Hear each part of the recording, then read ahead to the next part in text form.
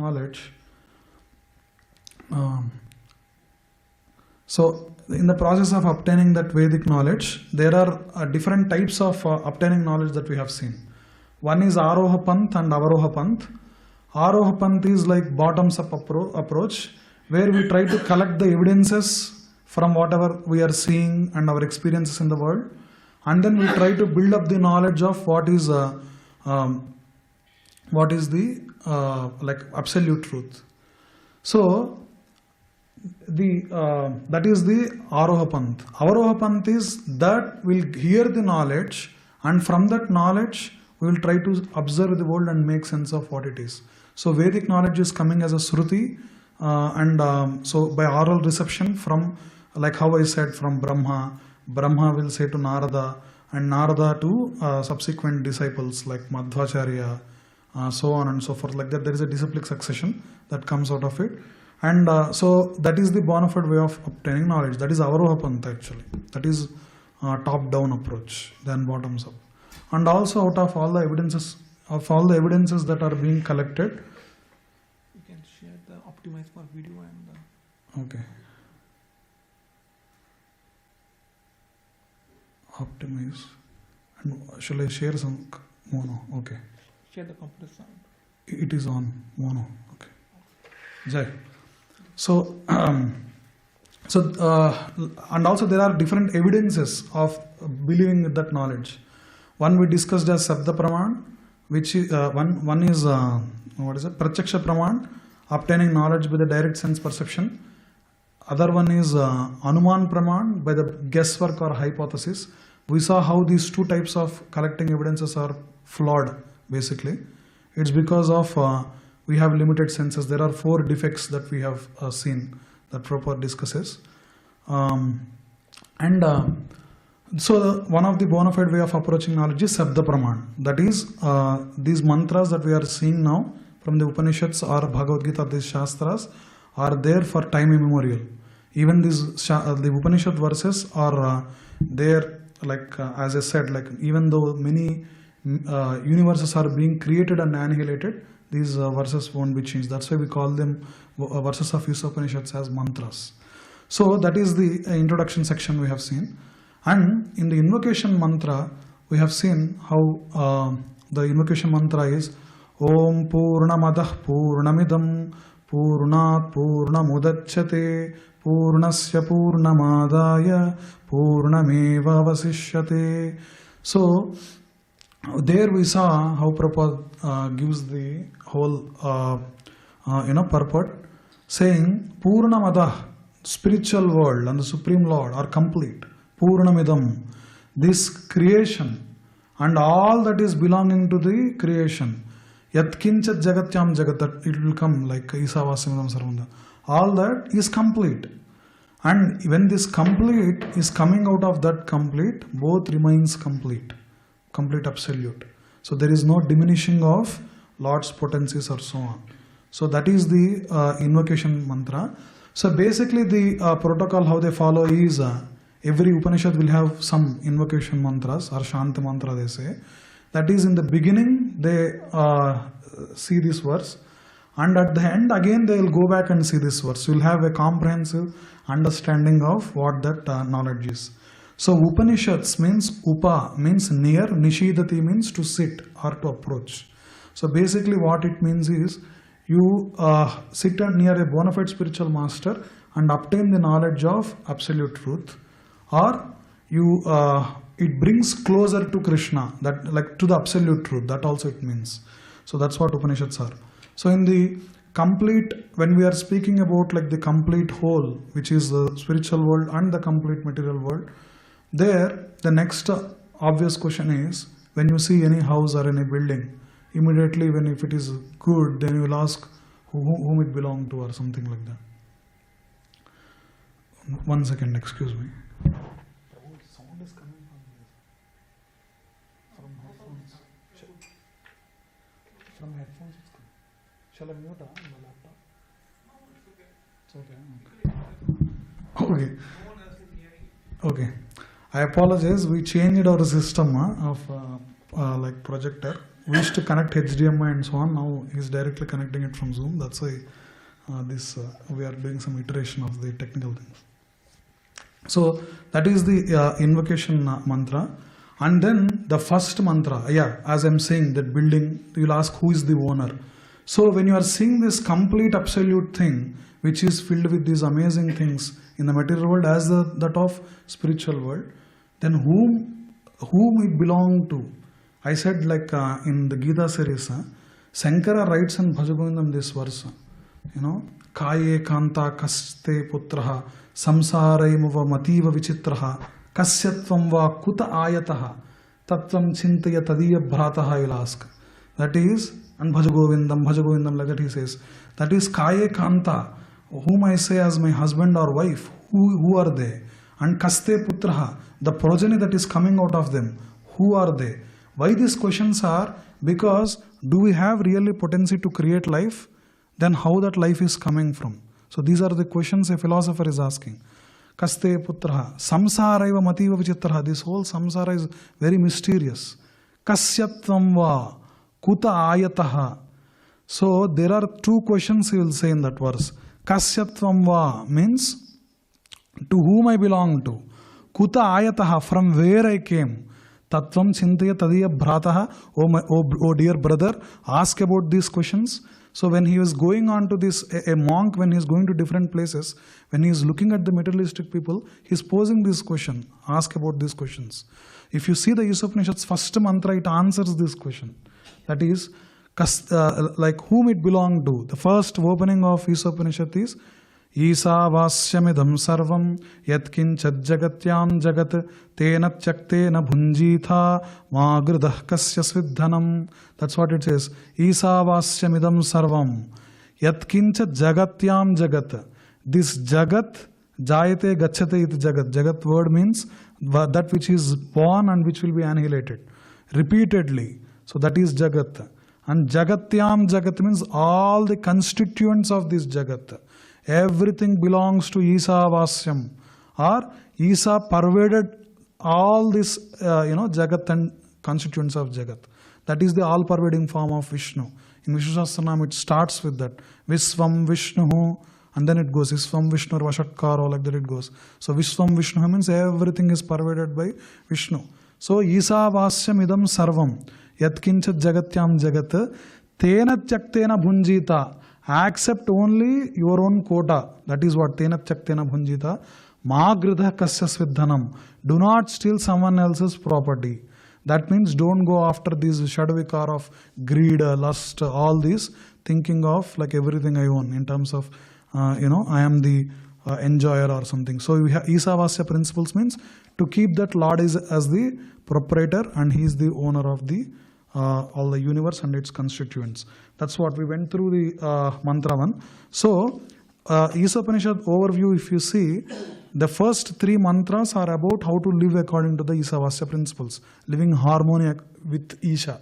That is what it is. So the first one said about who is the owner and who is the proprietor of it. This mantra that we are going to see is how to live according to īśāvāsya principles. And the third mantra which we'll discuss in next week is what we should not do, how we should not live, contradicting such principles. So now that projector is up, we'll try to recite this verse. Everyone can repeat after me. Kurvanneveha karmani jiji viset satam samaha evam tvayi nanyate tosti na karma lipyate nare. Kurvanneveha karmani jiji viset satam samaha evam tvayi nanyate tosti na karma lipyate nare. Kurvanneveha karmani jiji viset satam samaha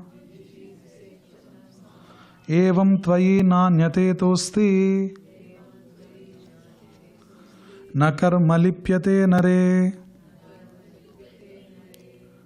So the word by word meaning. Kurvan, you can say after me. Kurvan, doing continuous. Eva, thus. Iha, during this span of life. Karmani, work. Jiji viset, one should desire to live. Satam, 100. Samaha, years. Evam, so living. Twayi, onto you. Na, no. Anyatha, alternative. Itaha, from this path. Asti, there is. Na, no, not. Karma, work. Lipyate, can be bound. Nare, onto a man.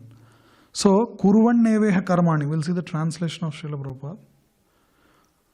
One may aspire to live for hundreds of years if he continuously goes on working in that way. For that sort of work will not bind him to the law of karma. There is no alternative to this way for man. That's what it means. That is, Kurvan neveha karmani. By doing continuously this type of activity, Jiji viset, one can aspire to live. Satam samaha, for hundreds of years. Evam tvayi nanya tetosti, na karma lipyate nare. Na karma lipyate nare is not do that kind of work which will not bind him to the law of karma. Evam tvayi nanya tetosti. Like you can live in that way. Other than this, there is no other way to live. There is no other alternative to this way for Jiva. So this is what Śrīla Prabhupāda translation says. Before going to purport, once I'll give. So as I said, the first three verses are living in harmony with Ishvara. So there are other translations by other acharyas as well. So Sripad Madhvacharya's translation. One must live his full life of 100 years while performing his prescribed actions, while with detachment, offering them to the Lord. There is no alternative for you. Such actions do not contaminate any man. Vedanta Desika. One can, this is from Sri Sampradaya, one can live for 100 years doing prescribed actions with detachment, understanding that the Lord is the proprietor. There is no other path for you to follow than this. Action does not bind the man who performs work with knowledge. And Baladev Vidyabhushana's translation, performing prescribed actions without attachment. While living in the world, you can aspire to live for 100 years. There is no method for you or any human being to become free of contamination. These actions do not contaminate you. And Srila Bhaktivinoda Thakur's, performing action in the world with previously described mentality, you can live for 100 years. So previously described as mentioned here, these words are in connection with the Mantra-1, īśāvāsya midam sarvam. So it's like in joint to the first mantra it is being said. So Srila Bhaktivinoda Thakur is saying that performing action in the world with previously described mentality, you can live for 100 years. Living in this way, you will not be affected by karma. There is no alternative to this. So before going to purport, I will tell. So it was our founder Acharya Śrīla Prabhupāda wanted to give all the translations and commentaries of the Upanishad literatures. There are 10 principal Upanishads and there are 2 more. So total there are 12 principal Upanishads, they say. There is a verse which actually says in Muktikopanishad, there are these Upanishads which are mentioned. As I said, Vedic library is huge. And when Vedavyas partitions into 4 Vedas, which is Rig, Yajur, Rig, Sama, Yajur and Atharva Veda. And Isopanisad is from Yajur Veda. And it's so vast. Even in the Yajur Veda, there is Shukla Yajur Veda and Krishna Yajur Veda. Shukla means white and Krishna means black. That means one consisting of only verses performing yajna, and the other is to glorify Yajna Purusha. Like that, it's a huge library. Out of all these Vedas, there are 108 Upanishads Vyasadeva takes out.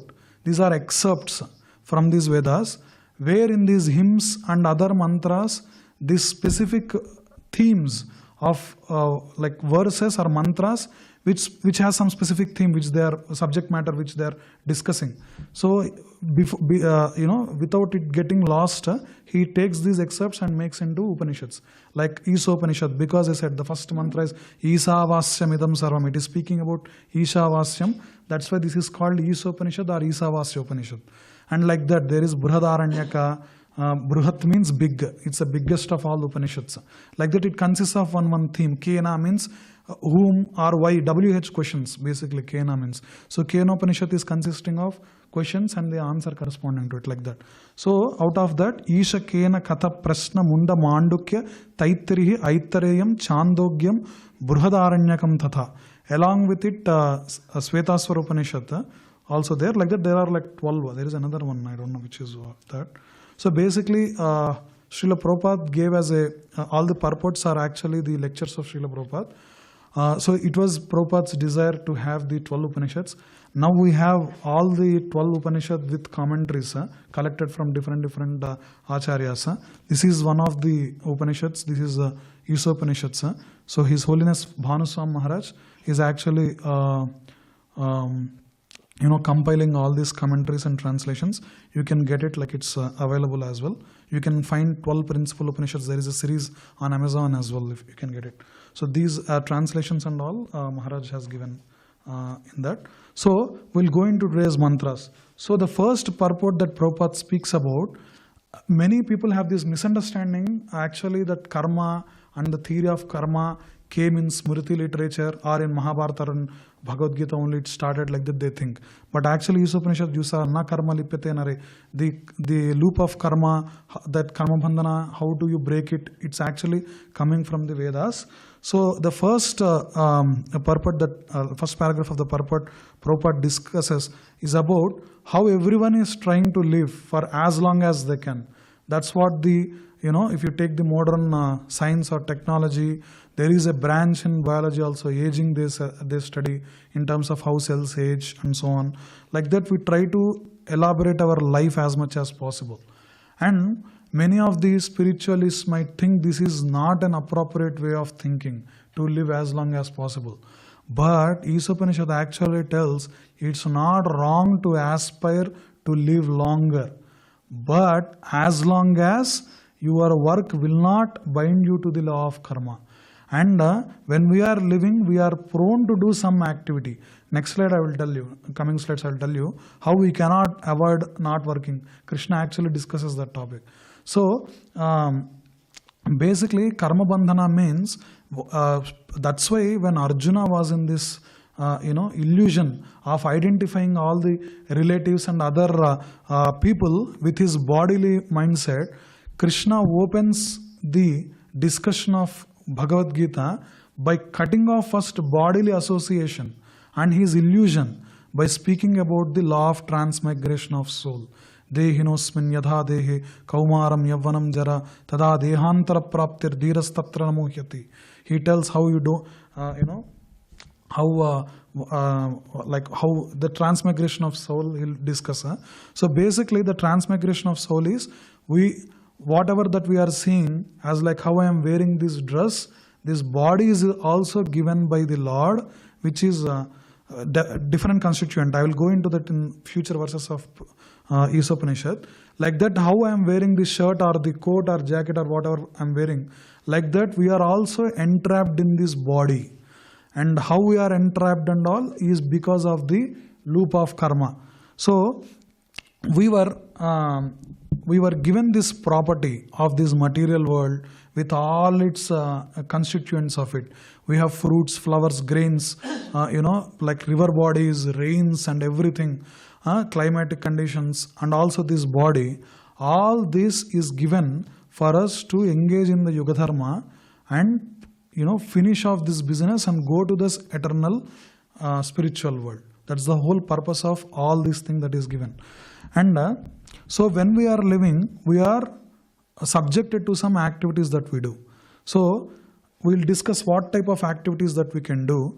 Basing on whatever we are doing, we go into this infinite loop of birth and death. The cycle of punarapi jananam, punarapi maranam, punarapi janani jathare sayanam.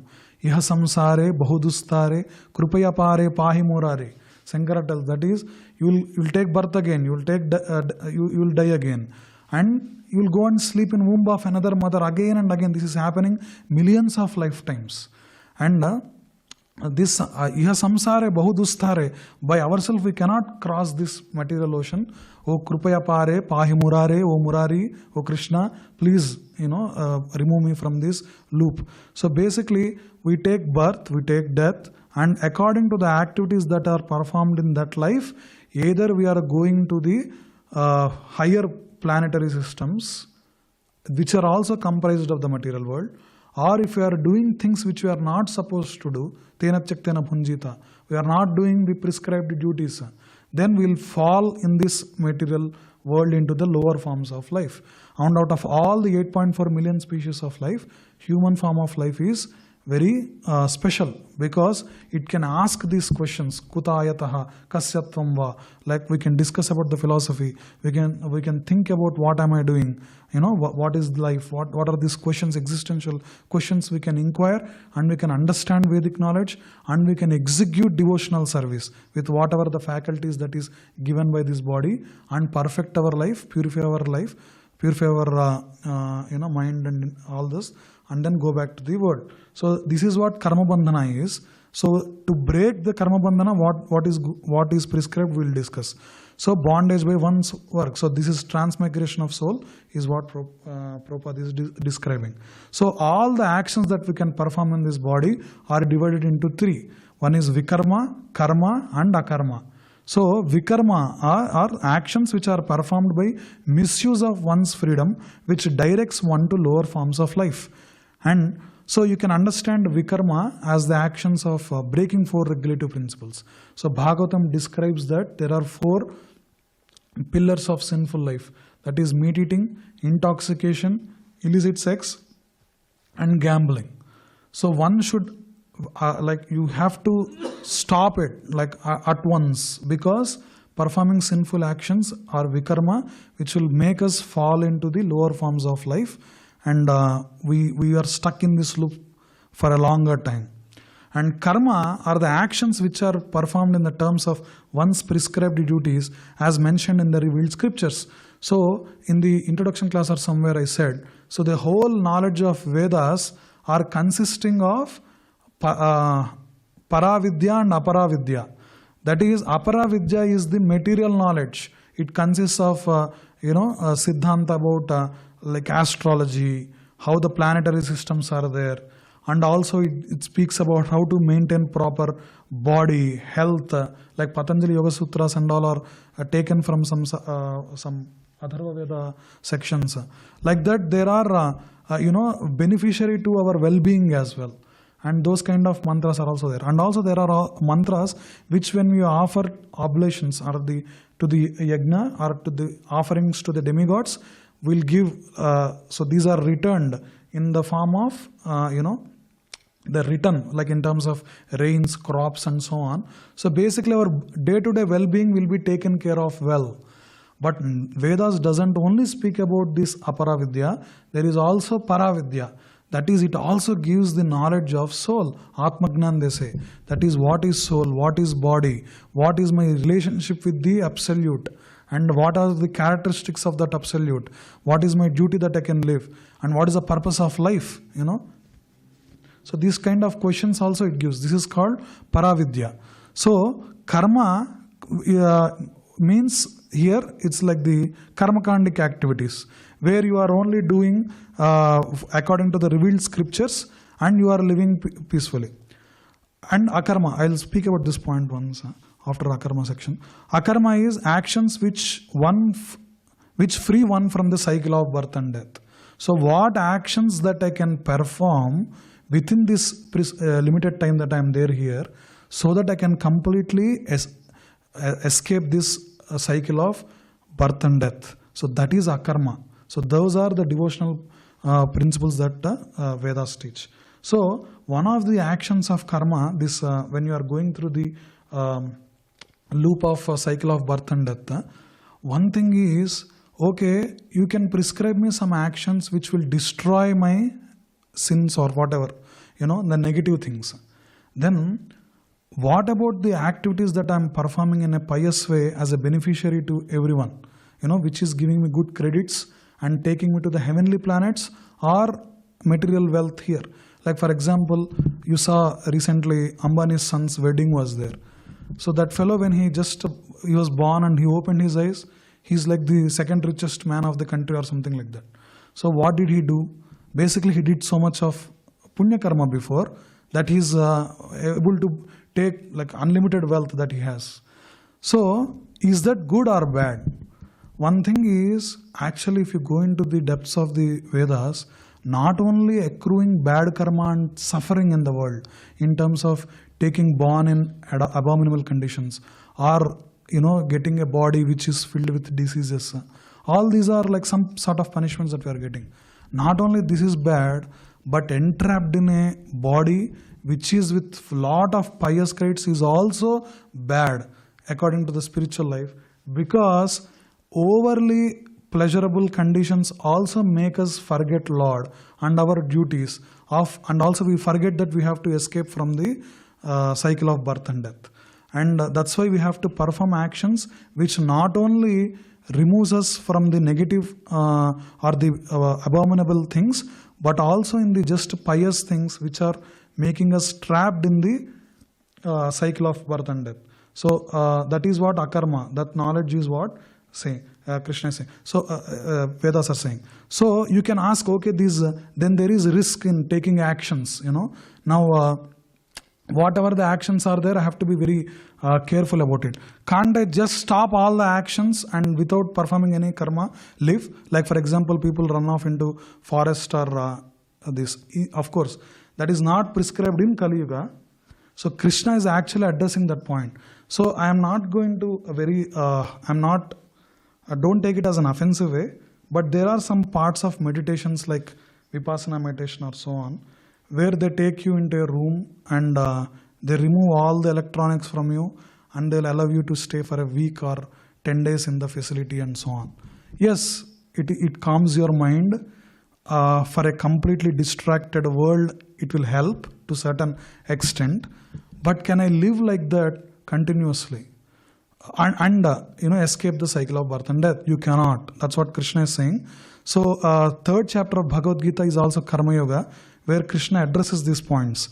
Nahi kaschit kshanamapi jatu tishtat chakarmakrit karyate hyavasah karma sarva prakriti jair gunaihi. Krishna will tell in 3.5 that nahi kaschit kshanamapi jatu tishtati akarmakrit. He'll tell, this is the second line. No one can refrain from doing something, not even for a moment. Karyate hi avasah karma sarva prakriti jair gunaihi. Everyone is forced to act helplessly according to the qualities he has acquired from the modes of material nature.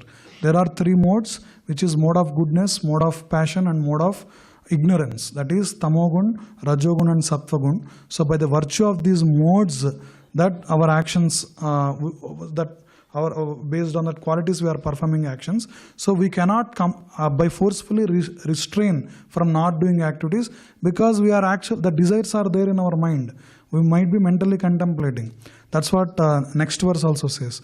Karmendriyani samyamya yaste manasas smaran indriyardhan vimudhatma mithyasarasa uchyate. Krishna very gravely speaks here. That is karmendriyani samyamya. There are karmendriyas. 5 karmendriyas. And karmendriyani samyamya yaste manasas smaran. Forcefully removing yourself from these karmendriyas, but your mind still dwells on that, objects of sense gratification or so on. One who restrains the sense of action, but whose mind dwells on these sense objects. Indriyardhan vimudhatma mithyacharasa uchyate. Sense objects certainly deludes himself and is called a pretender. Mithyacharasa uchyate. That is, by removing myself forcefully, by forcing my karmendriyas, I cannot tell that I have escaped from cycle of birth and death, because my mind is still contemplating on the sense objects. And we know from the Bhagavad Gita also, like dhyayato vishayan pumsaha sangasteshu pajayate sangat sanjayate kamaha kamat krodho bijayate krodat bhavati sammoha sammoha smriti vibhramaha smriti bhramsat buddhinaso buddhinasat pranasyati. Like if you are contemplating on the sense objects, soon this cycle will start. Where you try to contemplate on that, you go into the bewilderment and you forget what is right and wrong, and then you fall down, like what happened with Ravana. He is well educated and learned about the Shastras, but just because his mind is dwelling on the idea of Sita, he didn't even see Sita that time when he is planning to kidnap her. He didn't even see Sita. He just heard how Sita looks from words of his sister, Surpanakha. She will describe everything. First she goes on to Ram, and then Ram and Lakshman drives her away by cutting her nose and ears. And then out of that spite, she glorifies every part of Sita, how Sita's different body parts look like. So he just heard dhyayato vishayan pumsaha sangasteshu pajayate. Immediately he got the attachment. So what is stopping him from enjoying Sita? Ram. So then all the other qualities he acquired. If you read Ramayana, actually up to then like the whole, he'll go and he'll start planning with Maricha and all. He will not consult any of his ministers. So because he knows what his ministers will tell. He'll tell, why are you meddling in someone else's business? Something he'll be advised. So he'll not consult, and immediately he'll fly to Maricha. So anyway, so basically we can't restrain our senses forcefully without performing any action. That is one thing. And then what we have to do? Yes, tvindriyani manasa niyamya arabhati arjuna karmendriya karma yogam asaktassa visishyate. So the prescription what Krishna is giving. On the other hand, if a sincere person tries to control the active senses by mind and begins karma yoga in Krishna consciousness, without attachment, he is by far superior. You can see how Matajis are sitting and they are actually taking flowers and making garlands for Krishna. That is how Indriyani Manasa Niyamya Arabhate. So by controlling the active senses, how Karmendriyai Karma Yogam. So by engaging in Krishna consciousness, that is how you actually bring the regulation in Karmendriyas. And then he will tell Niyatam Kuru Karamatvam Karmadjayo Hyakarmanaha Serira Yatra Pichate Na Prasiddhyata Karmanaha. So Akarmanaha, that is how so how you do the activities which will take you beyond the cycle of birth and death or karma bandhana is by karma yoga. How performing your prescribed duty for doing so is better than not working. One cannot even maintain one's physical body without work. So there are these 4 varanas and ashramas that are given where we can actually purify our desires and our existence, and we follow rules and regulations of the orders, and gradual purification will come and we go back to the spiritual world. So there are these 4 varanas that are given, like Brahmana, Kshatriya. These are the, I think you are seeing. So Brahmana, Kshatriya, Vaishya and Sudra. So basically these are the 4 social orders of the society where they can peacefully do their duty according to their guna and karma and then purify one's existence and go back to Godhead. These are the activities that are prescribed. So actually if you see this, we will have another lecture on elaborate discussion of Varnashrama. We'll ask the Dravida Prabhu to give. So basically I was hearing in one of the lectures, so the whole point of Varnashrama and other ways of living Vedic life is for paropakara. How to benefit myself, before that how to benefit the whole society. So that is how the idea of Varnashrama is there. That is, a Brahmana doesn't go and find for food for another day. He is simply engaged in studying and teaching what is this knowledge, and that is how he gets satisfied. A Kshatriya takes the guidance from the Shastras through, like there will be a minister, a Brahmana or so, and he uses the force to subdue the negative elements in the society so that the Sant log or saints can peacefully perform the other austerities and so on. And the economy is managed by the Vaishyas. So they take care of the cows and farming and other activities so that the economic things are balanced. And a Sudra supports all the other three Varnas in running of the society. And everyone does their activities in to please Lord Hari. So that is how a harmonious society is there. And so then Krishna tells in 3.9, Yagnardhat karmanaha. So he'll tell how the actions have to be performed. Yagnardhat karmanaha anyatra lokoyam karma bandhana.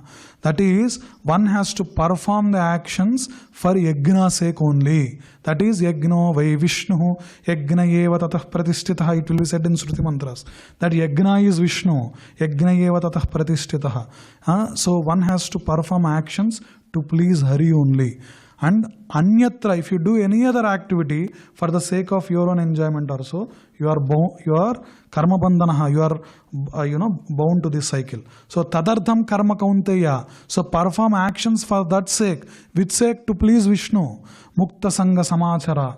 Then you will break the cycle of karma bandhana and go back from this repeated cycle of birth and death. That's why if you see yogis performing this ladder, the whole scriptures and all are given for, you can see the extended yoga ladder, where you are trapped in the animal life and you perform karmakandic activities and then do sakama karma yoga. That is, you have some desires which will be fulfilled. So then you perform these kind of austerities or so on, offerings of yajna or so on.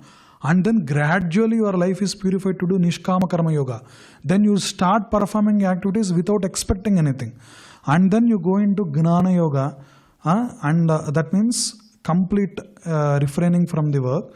And ashtanga yoga and bhakti yoga, dadami bhukti yogantam, Krishna tells. So like that, brahmabhuta prasannatma na sochate na kankshati, samas sarveshu bhudeshu. Like that, madbhaktir labhate param, he says. That means after you are going into these gnana yoga stages, then sarva bhute nasochati na kankshati, you are freed from hankering or anxiety, and then you will go into the brahmabhuta stage, and samas sarveshu bhuteshu, you have equanimous attitude or looking towards everything in the world. And then madbhaktir labhate param, you go again into bhakti yoga and gradually purify your life and go back to Godhead. But there is some express elevator that are recommended in the Shastras, that is from animalistic life that we are there now. We surrender and association of pure devotees. Even Sankara writes in Bhaja Govindam. What is it? Satsangatve, Nissangatvam.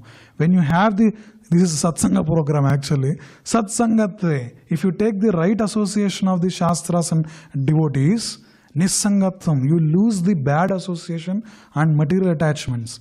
Nissangatve nirmohatvam, then you do not identify yourself to the false rat races or anything. So moha will be gone. So you will not be trapped by Maya, because your goal of life will be clear that all my activities should be centered around worshipping Lord Hari. How can I make my life easier so that at least I can chant for 2 hours per day?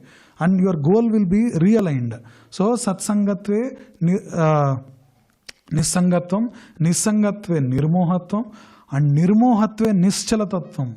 Nischalatattva means steady devotional service. If you see Dravida Prabhu or Badrinaran Maharaj, without any fail, they come every day in the morning to Mangalarti. All their activities are centered around the activities of performing some devotional activities. Dravida Prabhu comes to the morning program, he goes back. I went to his house a couple of times for some technical things. He sits and edits the verses. He prepares some translations. If he still has some poetry, sometime he'll write his poetry. And again he'll come to the evening Sunday feast, sings, and again he'll involve in some katha, either hearing or speaking, and again he'll go take rest, again morning Mangalarti. So all his activities are centered and he's doing steadily without any break or any interruption. So that is Nischala Tattvam. when you are living nischala tattve jivan muktihi. So even though you are trapped in the body and living in the material world, you are liberated. This is what even Rupa Goswami accepts the concept of jivan mukta. So this is the express elevator that is recommended. So even Śrīla Prabhupāda in the last paragraph of this Isopanisad, he discusses these 5 types of isms.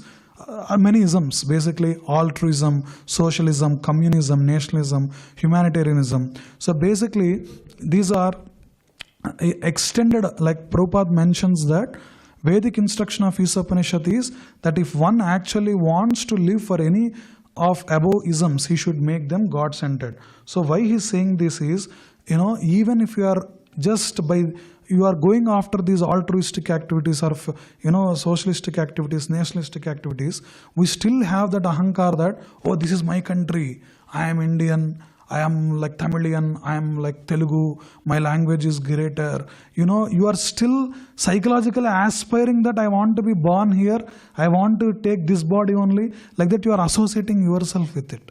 But the real activities is that, okay, I am born in India, for example, I have more, foundation of Vedic knowledge at a very early stage. I can understand about Krishna or like God or the importance of scriptures or Guru very early stage, So that is an advantage I have. And so how can I do? So if I practice well and stand as a good example, then other people also will take benefit who do not have access from this. And even there are some brahmacharis who are not even born in these countries, like they are born in the Western world, but they are following very staunchly about the words of what their spiritual master Śrīla Prabhupāda said, and they lived like some 50 years or 60 years. Drauda Prabhu recently celebrated 50 years of joining ashram, I think, like last few months ago. So that is also very glorious. And all these, Prabhupada, that's why he's saying, the Vedic instruction of Śrī Īśopaniṣad is that if one actually wants to live for any of the above isms, he should make them God-centered. There is no harm in becoming a family man or an altruist or a socialist, a communist, a nationalist or a humanitarian, provided that one executes his activities in relation with īśāvāsya, the God-centered conception. And Prabhupada speaks about karma yoga somewhere else. So basically, one should execute God-centered activities, and how can one execute God-centered activities are given in Bhakti Rasamrita Sindhu by Srila Rupa Goswami. This is actually in a book called Nectar of Devotion. If anyone wants, you can go through it. And so here Prabhupada says, yes, karma yoga means action, fruitive action. Everyone is working in this world to get some result. Somebody is working in business, earning millions of dollars early.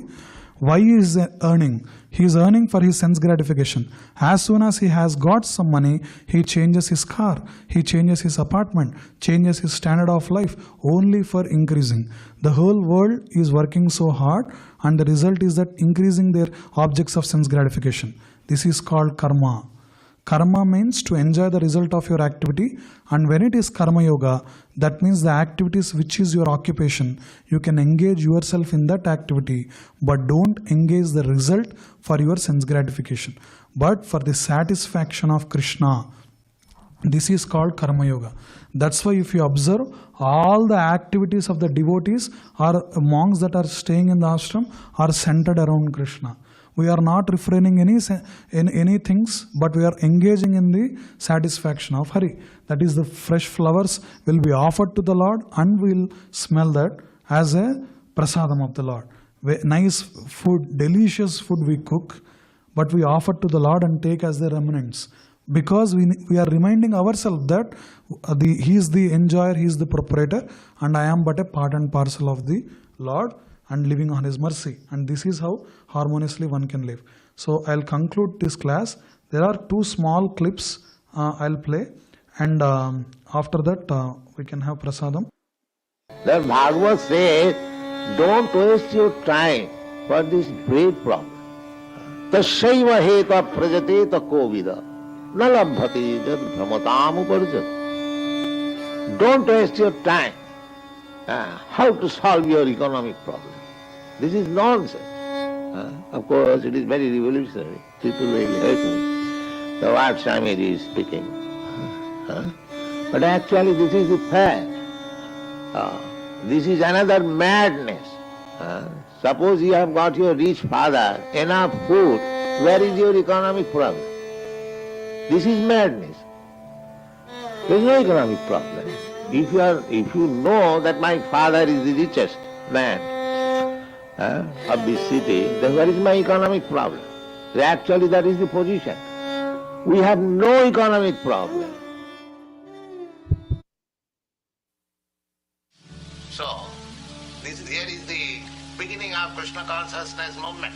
Simply to hear and chant about Krishna and remember him always, then you are safe.